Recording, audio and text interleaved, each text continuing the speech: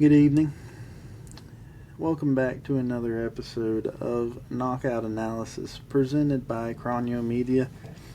I am your host, Sugar Sean O'Malley, the Young Thunder fan himself. This is your co-host, Whit Barnes, as Azamat Murzakanov, the Destiny Maxer. Density Maxer. Not the video game Destiny. Density Maxer. Not to be confused with.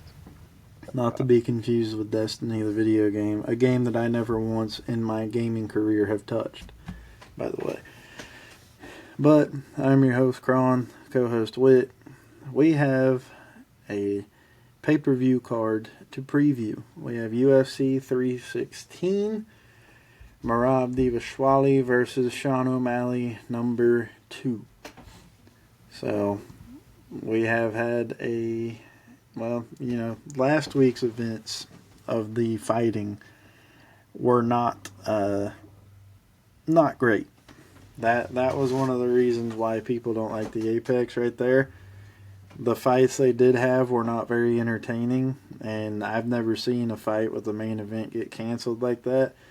But hopefully, Barber's okay, because that was an interesting one that we haven't seen in a long time, if ever. But that being said, we'll move right on into UFC 316 and try to get the taste of, 107 out of our mouths. One of the cards of all time. Yeah, one of the worst cards of all time.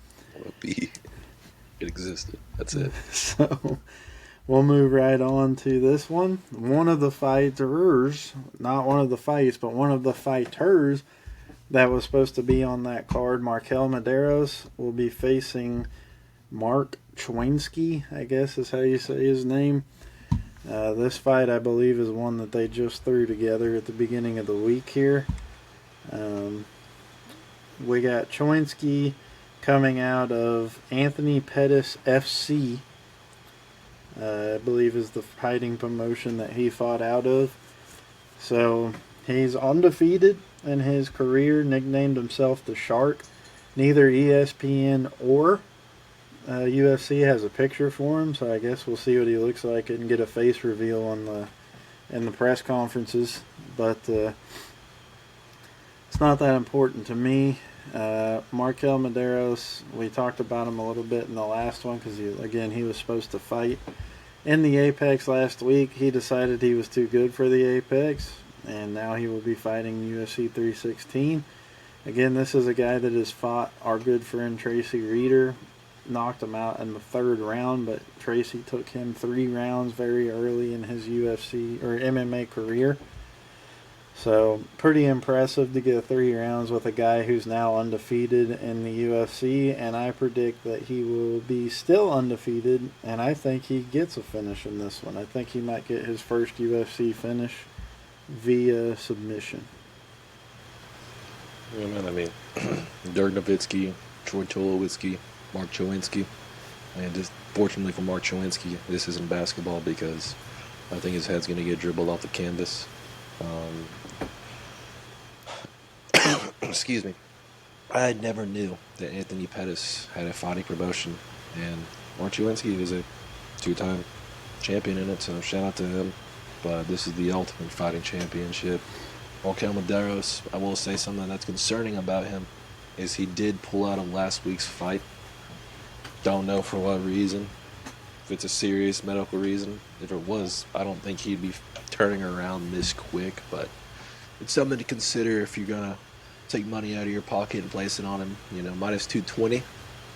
I think that's fair. I think that's good for him. I think there's value on that, but I would be very cautious about it. I think he's going to be able to win this fight. I think that a knockout in his future in around the 2nd round. Yeah, this one's a little bit of an interesting throw together by the UFC matchmakers here. So we'll move on to the next one. I assume this is how you say his name, is Quillen Salkilled. He is currently, I believe, 1-0. Yes, he's 1-0 in the UFC. He if I remember correctly, I think he knocked out the guy that he fought very, very quickly. I'm talking like under 30 20 seconds. Well, I think it was 19 or 20 seconds. Yeah, he's a huge favorite in this fight. Yeah, 19 seconds he knocked out Jubilee. Yeah, so he's a huge favorite in this fight. He has a height advantage in this one by a few inches, I do believe. Make sure of this real quick. He's standing at 6 foot tall, I believe, in the lightweight division. He's a, per UFC website, he's a minus 575 favorite out of Australia. He will be fighting Yanal Ajmas, who is fighting out of Israel. He is also he's 2-1 in the UFC. He has one win by knockout, a loss by decision, and a unanimous decision win in his last fight. I don't see any reason why Salkild couldn't make himself 2-0 in the UFC. I'm going to go with Salkild to win this fight by second round ground and pound TKO. I mean, this is an interesting fight because Anshul Jubilee is kind of the meme of the UFC at this moment. If y'all are tapped into Twitter, got knocked out in 19 seconds, and Anshul was very unhappy with the stoppage. I don't necessarily agree with it, but I don't think it was super egregious either. Salkild is looking to be a good prospect, 2-time defending champ. He's held it 3 different times in Eternal, which is a very good promotion out of that Oceania region. But this is essentially his first fight in the UFC, in my mind, because 20 seconds at cage time for your first time, yeah, it's very cool. You came out with a bang, especially in your motherland in Australia, and you put on for your city. But, you know, you can't let that type of stuff get to your head, because Ajmus, a lot of people haven't been getting a whole lot of credit. He has that win over Sam Patterson that's aged well in first round knockout. Chris Duncan had a great victory recently against a hyped prospect out of Cage Warriors. And, you know, Trevor Peek, but it win's a win. I think the line is absurd. There's no way in hell I'm putting $600 to win 100 on Salkild. I think he's going to win the fight pretty early on. I think he can get a second round finish, but minus 600, I think he should be about a 2-1 on the odds, but I'm going to take him to win this fight. I think it'll be fairly easy, but you got to watch out for the power of Ajmus. You can't rest on your laurels from your last performance in your motherland, is what I would say to Mr. Salkild. But I think he's going to find a way, if you ask me. We'll go ahead and spring us into the next one, Mr. Barnes. Well, we got one for you here. Out of Asia, we got Jeka Saurige, and I think it's Joe Song-Yu. Joe Song-Yu, don't really know a whole lot about him. He was another guy that was signed whenever Dana White was looking for a fight. We went over a guy from Brazil. The guy that fought Gabe Green was also... They're from the same promotion, from the same show. So it's from Dana White looking for a fight that this guy got picked up. He's 8-0. He has 3 finishes, which is somewhat concerning. But when you look at his opponent, you're like, you know what? I think he's going to be able to pull it out. We as previously mentioned, Anshul Jubilee beat this guy. He has been known to not be very good on the ground. He does have very, very, very nice power on the feet, which is something to look forward to. But losing to Weston Wilson and getting submitted in 1:50 seconds is a bad look. Getting knocked out by Anshul Jubilee is a bad look. Lucas Alexander, I'm afraid that was a fluke. I just don't think this guy is UFC level, to be quite honest with you. I think Joe Song-Yu, even though I don't know a whole lot about him, is going to be a little bit better.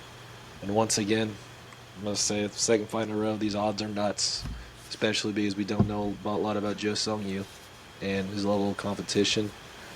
Sharik does have power, but I think there's way more avenues for Joe Song-Yu to be able to pull out a finish here via submission in the first round. Yeah, I don't think you're going to get a whole lot of argument out of me. However, I think the UFC experience is going to reign true. I think it's going to be an ugly decision victory for Jekka here. I think he pulls it out. Probably 29-28 split decision. You're gonna put your Panda Express money on it? 1 mil? Nah, I don't bet on you. I don't bet on anything that's not like a main card fight, if I ever bet at all. Oh yeah. Well, there's controversy about transgenders fighting in women's sports, and I believe we have one here with Wang Cong. Carry on. I do recall watching Wang Cong fight I watched her fight her last fight against Bruna Brazil. I mean, she pretty much dominated that whole fight, and I mean, the whole time I was just sitting there thinking, why is Suma Darje in the ring right now, fighting a woman? But she's definitely not a looker, which rings well for you in the UFC as a women's fighter, and I don't see any reason here why she doesn't take this victory against Da Silva and find herself in the rankings and probably starts flying up them because, just off of the face card, she's probably a UFC champion. Yeah, I like Wang Cong, but like you said, and I think we'll never know, does Kong have a Wang? You look at Wang Cong, she is a kickboxer. She has that background. She beat Valentina Shevchenko in a kickboxing match way back in the day. Her only loss was incredibly fluky. I think she learned a valuable lesson because she is a showman.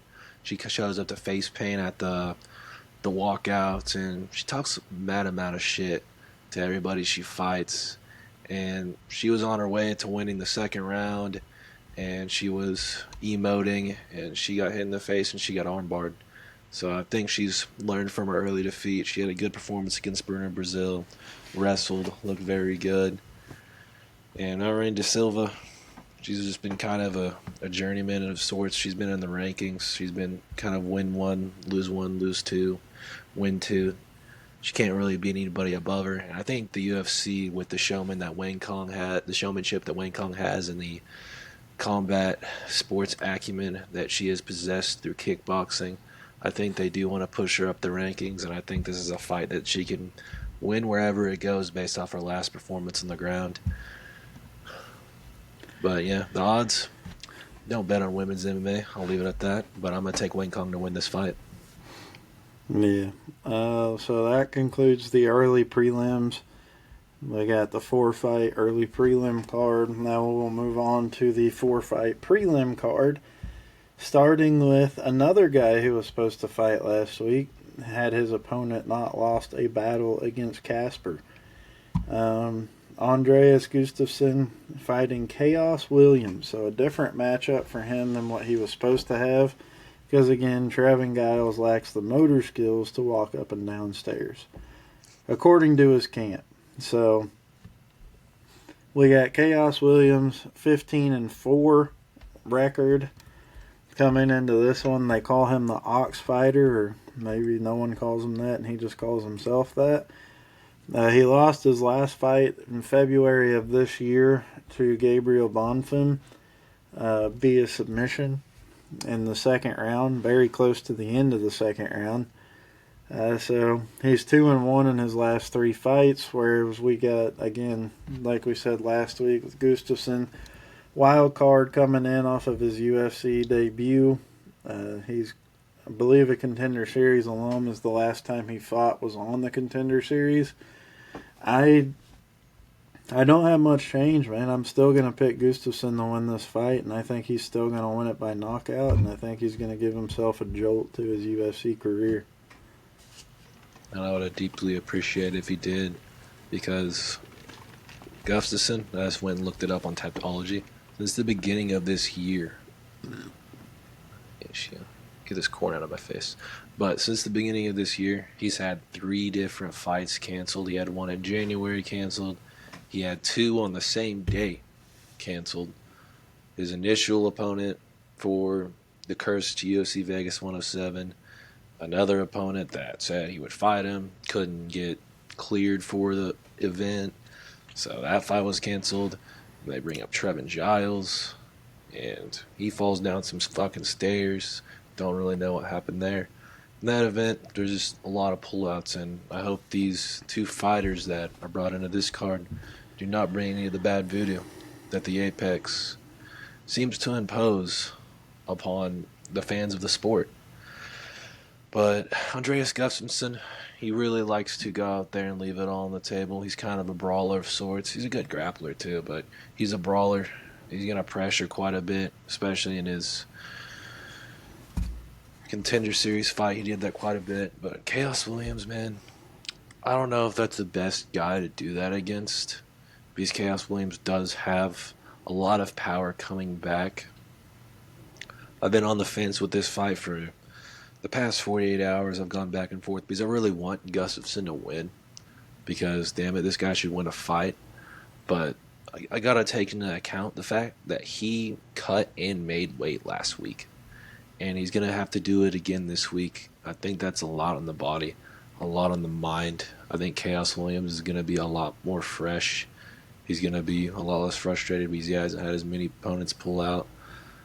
I think there's gonna be a knockout on either side, but I'm going to take Chaos Williams in round 1.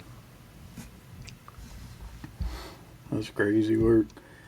Moving on to a heavyweight fight, which seems to be rare nowadays that we get to talk about a heavyweight fight. We have number 7 ranked Sergey Spivak facing newly number 11th ranked Waldo Cortez Acosta. Acosta was on one of the first fight cards, maybe even the first fight card that we did on this podcast. He fought Ryan Spann and won that fight via, I think, second round knockout. Yes, second round knockout.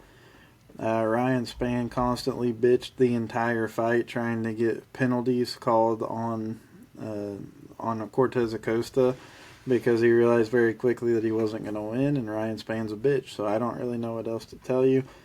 That being said, Sergey Spivak, very decorated Sambo fighter, calls himself the polar bear for obvious reasons. The dude's wider than a cloud, and he's ginormous.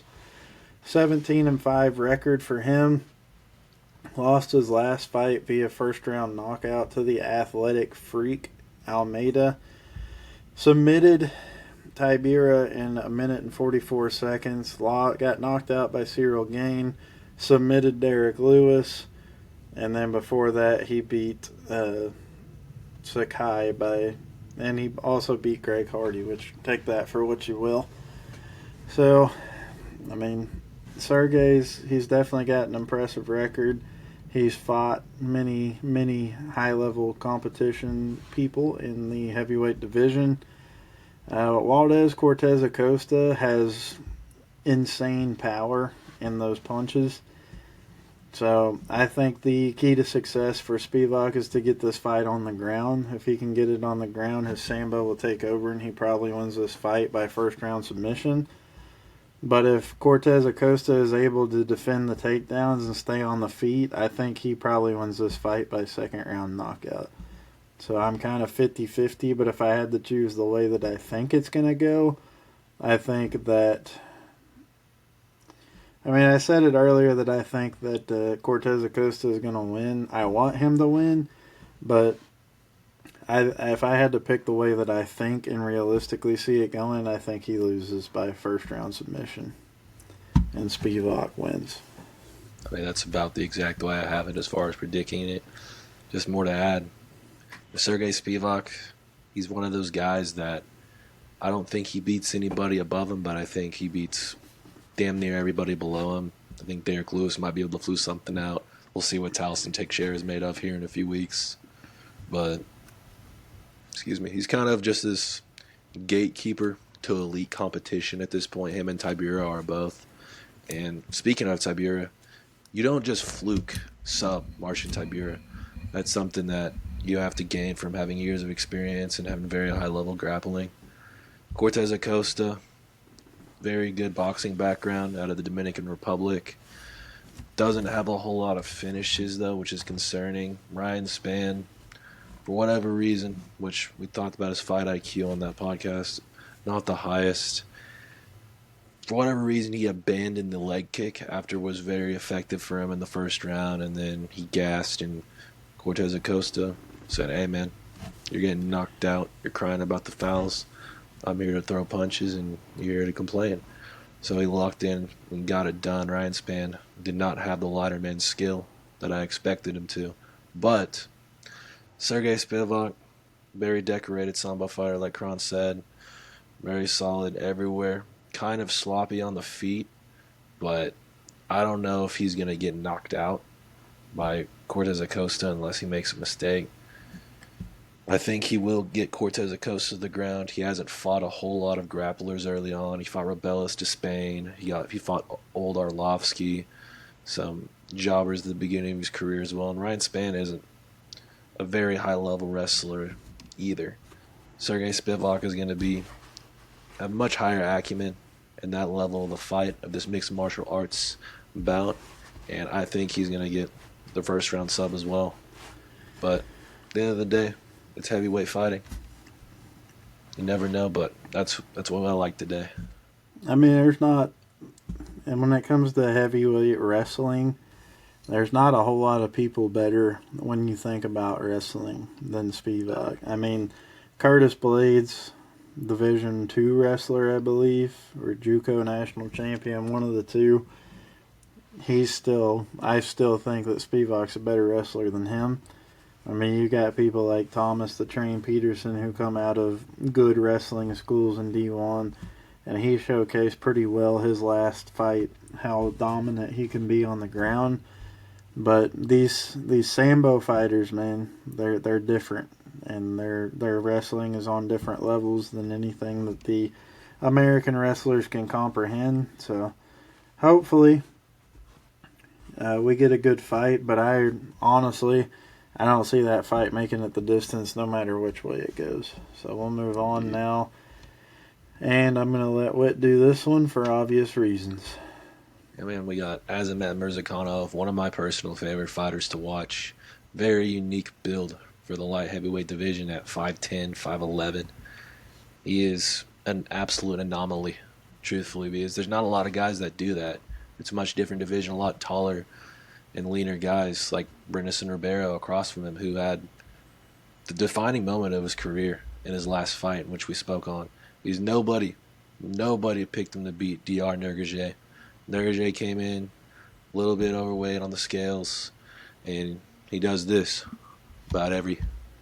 he's wiping his eye every 5 seconds, and he just didn't look good as he did on the Contender Series.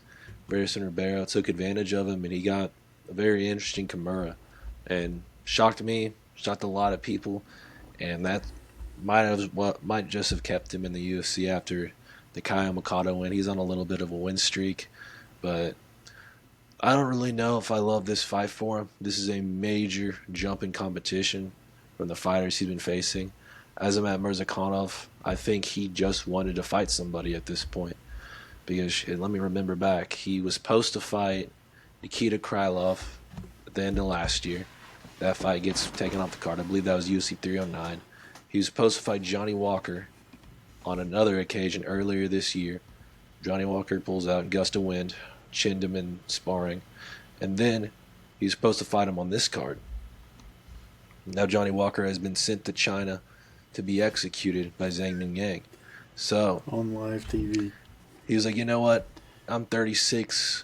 I want to move up the rankings, but I'm going to stay active. I'm going to prove that I'm one of the best in this division. Give me Brennison Ribeiro. Let's run it. And this is a huge opportunity for Brennison Ribeiro. But Azamat Murzakanov, very dense guy, is great at setting up uppercuts and punches, isn't going to rush the fight. He also has a combat sambo background in which he was very, very high level at. I think this is too much for Brennison Ribeiro. He's young. He does have an 81-inch reach. He does have knockout power, and he is a great, great athlete. But Murzakanov, he's been facing bigger guys than him and better athletes than him in his whole entire career. And I think he's going to have a crafty knockout fairly early on in the first round and a half of this fight. I think the key to victory for Ribeiro will be to try to get the fight to the ground. Although he does have a combat sambo background, he does not have very many submission finishes. I think, in fact, he's only got one. So there's no telling with the. I mean, a guy like Ribeiro, I keep calling him that, Ribeiro. A guy like him, that's pretty much what he's looking for. He's got 7 submission victories and 17 wins. So he's always looking for it. He's good on the ground, good at jiu-jitsu. So I think that's his key to victory, is to try to test the submission defense of Murzakanov. But I don't see the fight ever getting there. I think Murzakanov finishes this fight on the feet, and I think he probably does it in early round 2 after brutally executing Ribeiro in the first round, but Ribeiro surviving and just doesn't have anything left and gets absolutely decimated in the beginning of round 2. The professional is what the professional does, man. He does indeed have a unique build. I'm not sure how one acquires that build. Moving on to, by the way, heavy favorite for Murzakanov. He's a 600 favorite in that fight. Speaking of 600 favorites, we will now move on to the 12th ranked Bruno Silva fighting the 14th ranked Joshua Van, who is a 650 favorite over Mr. Silva. Whit, I know you feel strongly about the matter, so let me let you start. Man, Josh Van's one of my favorite fighters. He is going to be a fan favorite very, very soon as more eyes gaze upon him, because he is incredibly active. He has incredibly high volume. He's patient. And as he showed in his last fight against Ray Cerrulla, he has brick wall takedown defense. You have to have the right angle, and you have to have the element surprise, which it's very hard to have both those things at the same time when you're in the cage with Joshua Van, because the guy is very cerebral. He is very in tune with his surroundings and what his opponents are good at. And he's, 22, 23 years old? I believe he's 23. This dude's incredibly young. He's not even a prospect. He's a contender in my eyes at this point. And I think he's going to win this fight, and I'll get to that. But I want to talk about Bruno Silva first. It's a great story. He lost his first 2 fights in the UFC, one of them to Girembekov, and then he went on a 4-fight finish streak, which is pretty rare in flyweight. He got his ranking from fighting 14-ranked Cody Durden at the time. He's no longer ranked, unfortunately. But I was watching that fight, and I think he was not going to win it. Bruno Silva does have very good knockout power for the 125 weight class, and he hit him on an uppercut, going down for a takedown. That being said, Manel Kape had one of the best performances of the year against him. And if you have a guy like Manel Kape and Josh Van who have brick wall takedown defense, it's not good for a guy like Bruno Silva. Because Bruno Silva, he likes to mix it up quite a bit. He's not going to throw a lot of volume. And I don't really know if there's a whole lot of guys he's beating in the current top 15. Maybe he beats, who's scheduled to fight? Kaya Sakura, Tim Elliott. I think he might beat Tim Elliott, but I just don't see it for him. I think he's going to get out-volumed. I think what was proved in his fight with Manel Kape, if pressure is put on him consistently, he could even be finished. And Josh Van does just that.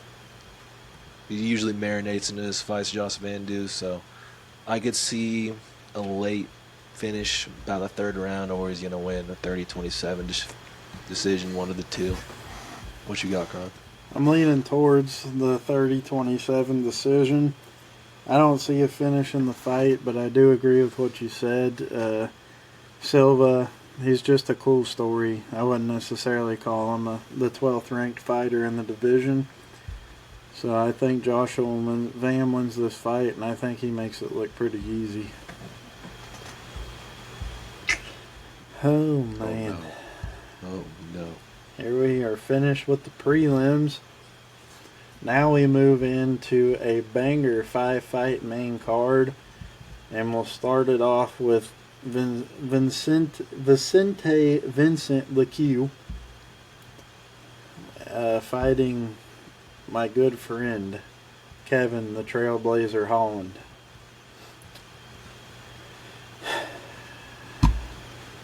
Here we are again, Mr. Holland. You win your last fight against Mr. Nelson via unanimous decision, and you dominated him. I'll give that to you.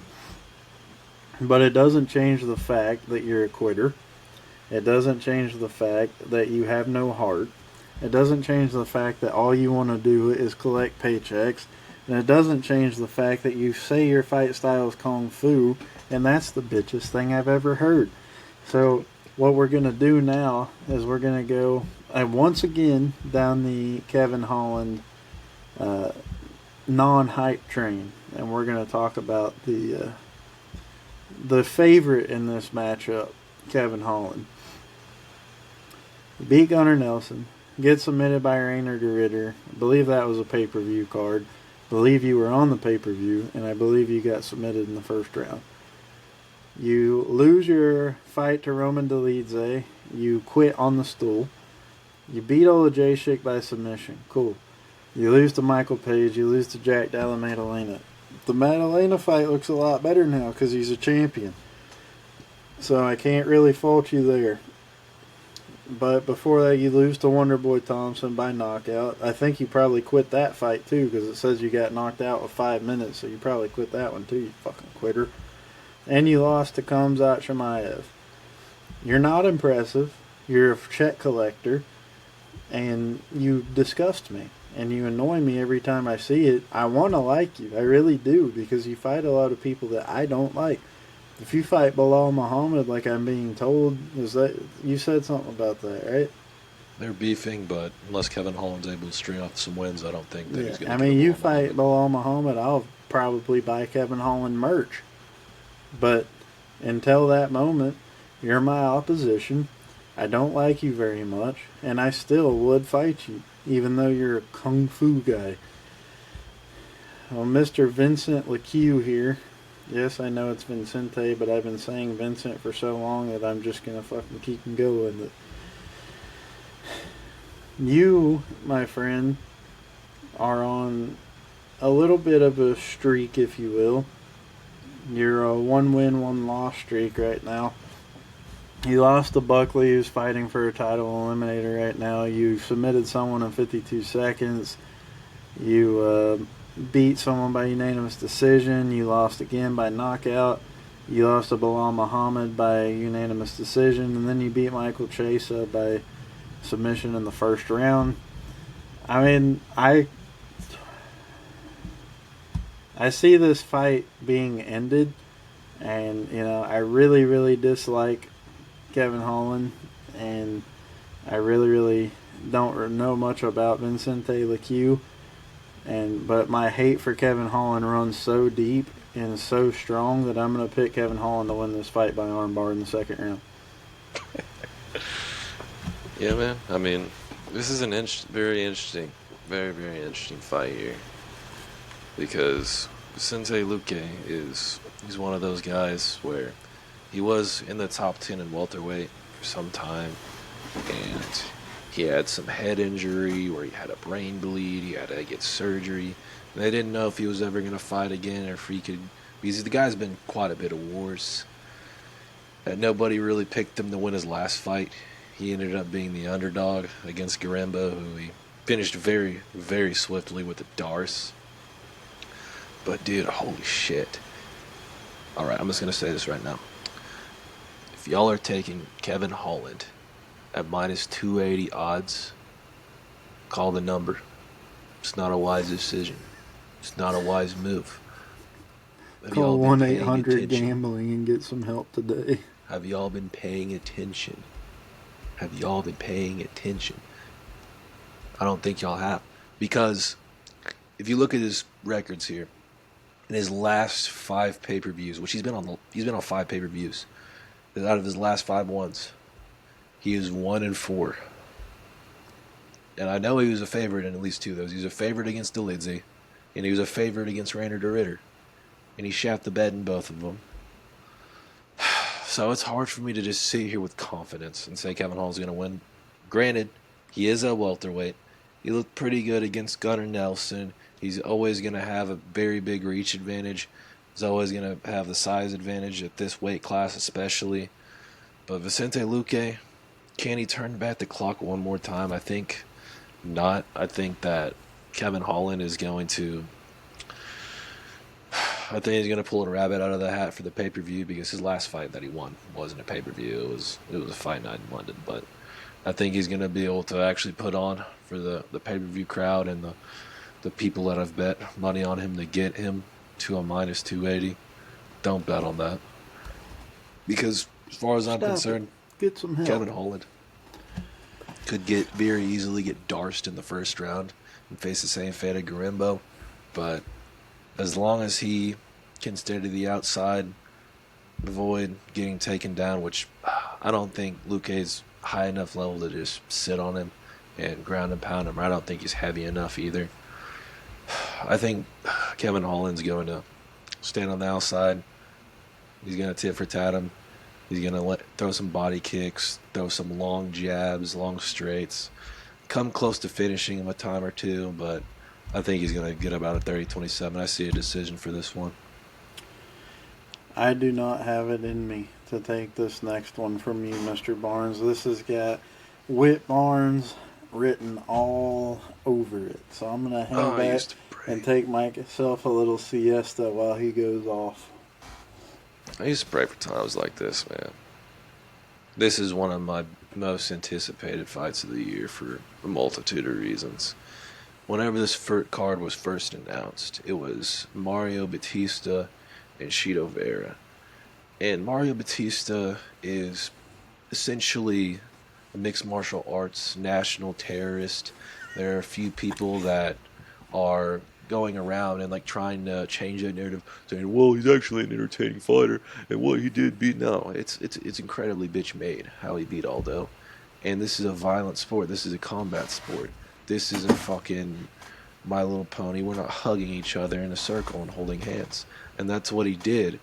And he landed less strikes. He landed less strikes and failed 12 takedowns, and he won an undeserved decision. Go watch the fight. Go watch the fight. Go back and watch the tape. He lost 2 of the rounds. Patchy Mix, out of Bellator, has had a very, very storied career thus far. He has a very big opportunity to make fans. Ever since it was announced that he got signed, he has been talking a very large amount of shit to everybody in this division. And that's exactly what the bantamweight division needs, is somebody just go on, sit there and say, "I'm that fucking dude." Because Patchy Mix, he has no reason not to say it. If you look at the opponents he's beaten Sergio Pettis, a guy that I believe was a Risen champion, and he might have been a Bellator champion. I'll fact check that real quick. But Sergio Pettis, very good fighter, flyweight, bantamweight, maybe even some featherweight fights in here. I give a lot of respect to his name, and the biggest name on here that people may not pay attention to is Magomed Magomedov.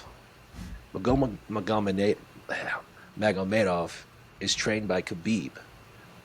Khabib's fighters, they never lose, right? He's lost 5. Well, how many has he lost? 4. I believe he's lost 5. 4. 2 of them are to Patchy Mix. And one of them, he got submitted. I don't know if any of Khabib's big fighters have been submitted ever. These dudes are so knowledgeable in the grappling realm that it just never ever happens. And he beat him twice. He won rounds 1, 2, and 5 in the second fight. Argue with the wall, Dagestani Sambo fans. He won rounds 1, 2, and 5. And biggest adjustment for Patchy in this fight is it is going to be 3 rounds. But he is a fight finisher. He is elite on the ground. They did not want to take him down, was the game plan for Khabib and Magomed Magomedov. That just says a lot right there with how much respect he has. He's good with the leg kicks, throwing jabs. He's good against the cage, so Mario's not going to want to put him against the cage. I don't really see an area where Mario has an advantage. He's not going to hold him against the cage. He's not going to want to take him down. And I just don't think Mario has enough power to earn the respect of Patchy Mix. This is much more different than Patricio Pitbull coming over. And I still have some belief in Patricio Pitbull. I still do. But this is Patchy Mix in his prime. And this is a lower ranked fighter than the number 5 guy. And a very big opportunity for him. I see a second round sub. I do see him finishing this fight at some point. I think sub's the most likely route for him. But I don't think Mario Batista has faced a guy to this level quite yet in his career. I think that he is also incredibly overconfident. He has been talking a lot to fans. I guarantee you at like the press conference or backstage, he's going to pull up on Marab and say, hey man, after I beat Patchy, bro, I want to fight you next, which I don't think the UFC wants to happen. I think that they want him finished after the auto incident.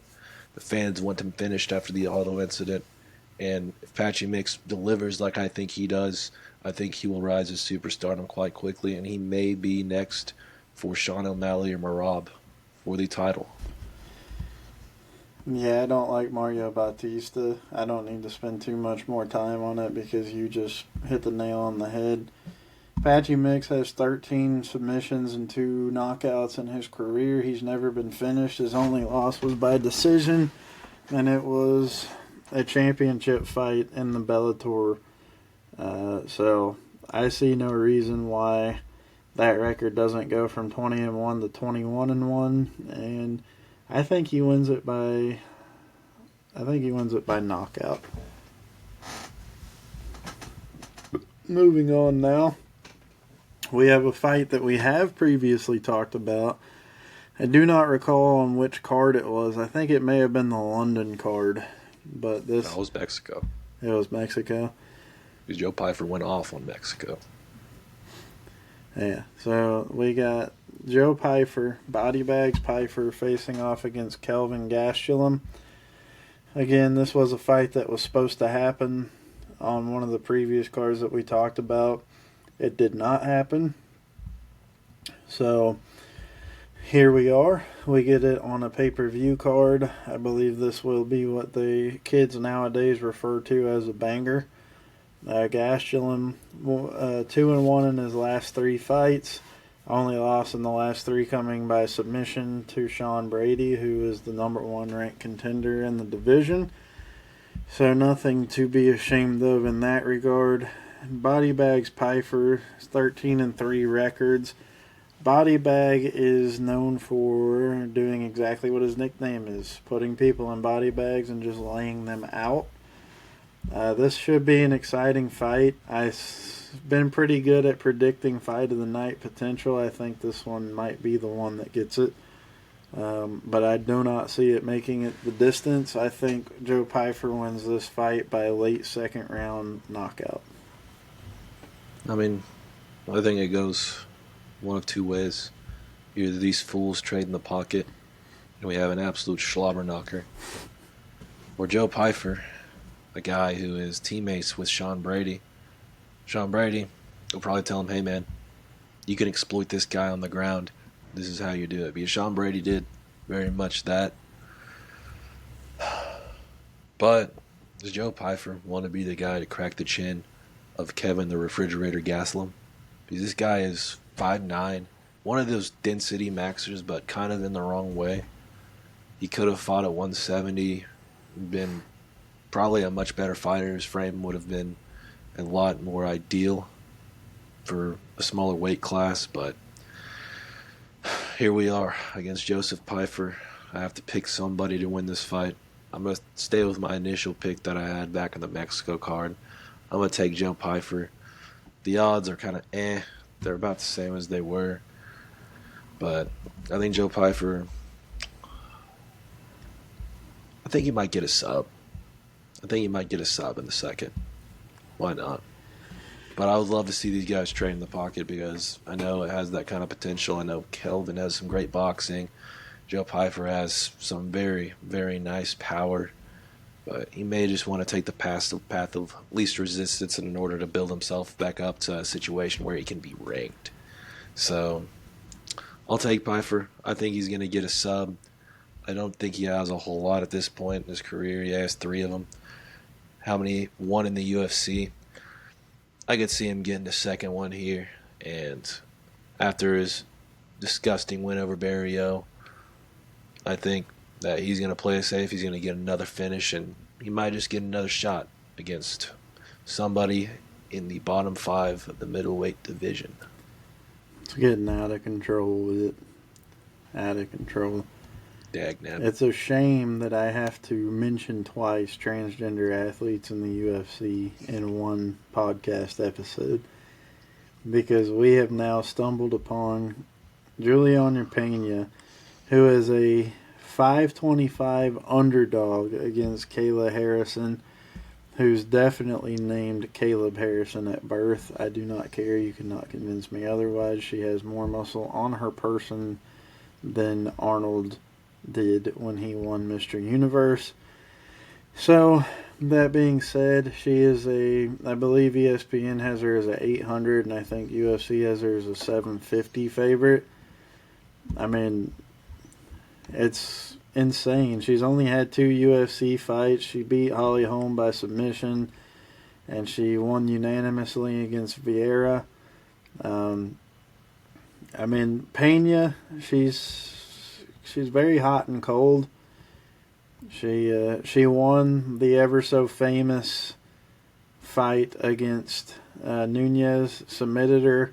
Then Nunez said, "I'm going to need that back," came back and absolutely beat the brakes off of her. And then I believe Nunez beat her and then retired, right? Vacated the title and she got it back. And then she went and fought Pennington and beat her to defend the belt. And now she's been led to this moment. I'm going to have to agree with the line here. I don't think besides the submission win over a very, very tired and worn out Nunez, has Pena ever done anything impressive in my eyes. But I mean, Kayla Harrison, I guess we'll figure out on Saturday if she's a fluke or not. But I'll take her to win this fight. And I mean, she's a man in a woman's body, so she probably wins this fight and keeps that title for a while. Yeah, I mean, she is an absolute brick shit house. I've never seen, in my time covering this sport and being an avid fan, a champion being this much of an underdog. I don't know if it's necessarily warranted for it to be that high. Because Juliana Pena does have the sub against Amanda Nunes, but I didn't really think she won her last fight against Pennington. Sitting down watching it, I thought it was 48-47 Pennington. She got the first knockdown of her entire career in that fight against Pena, so... But something that does concern me is for the UFC, for their title fights, you have to make 135 even or below, and Kayla Harrison's never done that. And also, she is 1-1 in fights that have went to 5 rounds. Something to think about. Yeah, but she's also a man fighting a woman, so that's something to think about. She's also too. a brick shit house. I think I could see a very early finish here, a very early sub. I can't really look past the physique. The fact that she's a man. Mm-hmm. And yes, ultimately, just being way more physically imposing due to her Manliness. male genetic traits. And I'm going to take her to get a sub here in about the second. But Let me put it to you this way. If I walked into a dark alley and I had to fight somebody and I saw her standing there and I saw Merab Dvalishvili standing there, I'm fighting Merab. yeah, she might be bigger than Merab, even though they're in the same weight class, because she's never been to 135, is what Juliana Pena has been saying in the press conference. The lead up to this fight, the hype that's been created for it, yeah, I mean, if your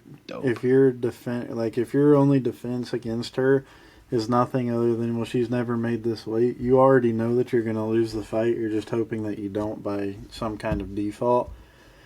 Anyways, now we are moving on to the pinnacle of the evening. We have a 325 favorite, Merab Dvalishvili, against Sean O'Malley. Sean O'Malley previously held this title. He lost it to Merab last fight via unanimous decision. Back then, we mentioned this before, back then there was a lot of smack talk going on between the two, and Merab seems to like that. He likes the antics, he likes the shit talking, makes him fight better. The only issue is this time there's none of that. There may have been, but these guys are hanging out, taking pictures together in jacuzzis. They're filming Instagram videos together, TikTok videos together. Like, these guys are essentially engaged in a bromance right before our very eyes. So this should make this fight pretty interesting, because I think now, instead of two guys wanting to go out there and kill each other, I think it's going to be two guys that just want to go out there and have fun. And that's what fighting should be. I mean, you should want to win. You should want to be the best. But at the end of the day, if you're laboring yourself and taking these hits and you're not having fun, there's no reason for you to do it. You're just destroying your body for no reason. So I think this should be a fun fight between these two, and I think it'll be a lot more entertaining to watch. We all know Merab he's pretty good on the ground. Sean O'Malley is pretty good on the ground. But Sean O'Malley is very good on his feet. And I think that's where he wants to keep this fight, is on his feet. I think if he can do that, I really do think that Sean O'Malley can finish Merab. I don't think he will. I see a 48-47 split decision win for Sean O'Malley to reclaim his bantamweight title. I mean, this is going to be a close decision. I think it's going to be given to O'Malley, and I think he's going to win it anyway. A lot of people did not want this fight to happen, but realistically, there was no other option. Because Merab's dominated. I think the only type of fighter that has a chance against him is a guy like Sean O'Malley, Montel Quick Jackson, maybe Apache Mix. We'll see how he performs tomorrow. But it's going to be a guy with a copious amount of power. And Sean O'Malley has a copious amount of power. He is very threatening. I don't think he's going to be taken down and held down like he was for two of the rounds in the last fight. People act like it was a super dominant performance from Merab. It was much closer than people remembered. Sean O'Malley did win rounds 3 and 5. He was better on the feet. He was able to defend the takedown. He was able to get off some good power punches. And Merab is a tough guy to put away. I will say that. But Sean O'Malley's locked in. I saw a video yesterday going through Twitter, and his camp's been nuts. He has been fully simulating this fight from his walkout, the whole 9 yards. He's been playing. We'll get monetized if I think seems superstar, so I won't. But he walks out there, and he has this guy imitating him. It's absolutely crazy because he has like 30, 40 people there watching him do this simulation of what this night's going to be. He's been hanging out with his family. He quit smoking weed. He's not jaying the peen, bro. He's locked in. And we haven't seen this from Sean O'Malley in his UFC career. And he's not dyeing his hair. He's not dyeing his hair either, which looks dope that he's not. I saw this picture earlier with his green jacket on. He was aura maxing in that photo, stunning on everybody. But he knows his legacy's on the line. He knows that if he doesn't win this, we'll have to string together quite a few wins in order to get another title shot. And it probably won't be against Merab if he does get it. So he's going all in. I think he knows what he wants to do. He said he wants to win rounds 1, 2, and 3, and 4 and 5. But I don't think it's going to get to that. I think Sean O'Malley's going to have a second round knockout. I think he's going to shock the world. He's going to have his defining moment so far in his career, and he's going to aura max on the UFC fandom. I tend to agree. So that will conclude UFC 316. there's been some interesting things happening in the UFC world. A lot of fights being created now. We have some weight class switches, such as Bryce Mitchell will now be fighting at a lower weight class. Stay tuned for more Tracy Reeder content. He has a fight camp coming up soon. We'll be having him back on here to talk about that. Be sure to check out all of our sponsors, Shank It Golf, W.GG, and CowboyRevolution.com. Check those guys out. Use our code CronioMedia at checkout for 15% off Shank It Golf and Cowboy Revolution and 10% off at W. So go check those guys out. Be sure to follow us on Instagram, Twitter, Facebook, and YouTube. Be sure to like, comment, and subscribe, and let all of your friends know about this. This has been Knockout Analysis presented by Cronio Media. As Whit would say, it's our time. Watch out for the deer. Disregard Pryor, Oklahoma. You're never getting away from it. And keep your stick on the ice. And we will see you guys after this weekend's fights.